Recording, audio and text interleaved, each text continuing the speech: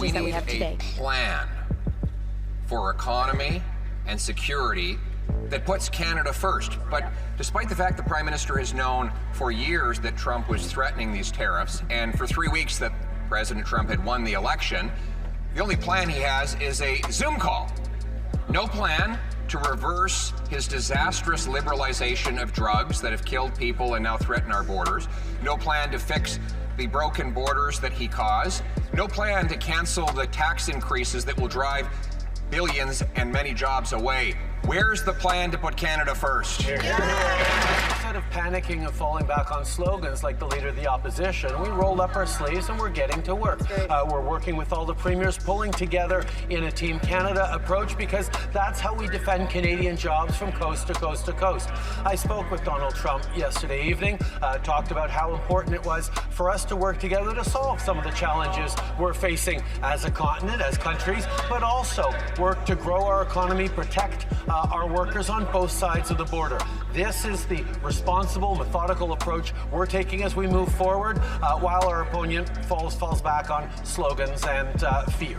He spoke with the incoming president, and moments later, Mr. Trump put out a tweet slapping a 25% tariff on Canada. So that worked about as well as the Prime Minister's efforts on Buy America and softwood lumber, which continue to be penalized, even though the previous Conservative government got both of those things lifted. Now move over to drugs. The Prime Minister's disastrous legalization and liberalization of drugs has the Americans worried, in addition to costing 47,000 deaths in Canada. Where's the plan to stop the drugs and keep our border open to trade? Once again, the Leader of the Opposition is just making stuff up. I clearly spoke with the President of the United States an hour and a half after he put out his suggestion on tariffs. The reality is we're going to continue to work constructively with the incoming administration to protect Canadian jobs, to protect Canadian growth, to take the responsible approach that isn't steeped in partisanship, that pulls together the Team Canada approach that stands up for Canadians instead of throwing our arms up and saying all is broken like the Leader of the Opposition. Well, that's even worse. The statement went out promising tariffs before they even got a chance to speak. It's kind of like him backing down on Buy America and backing down on softwood lumber, Mr. Speaker.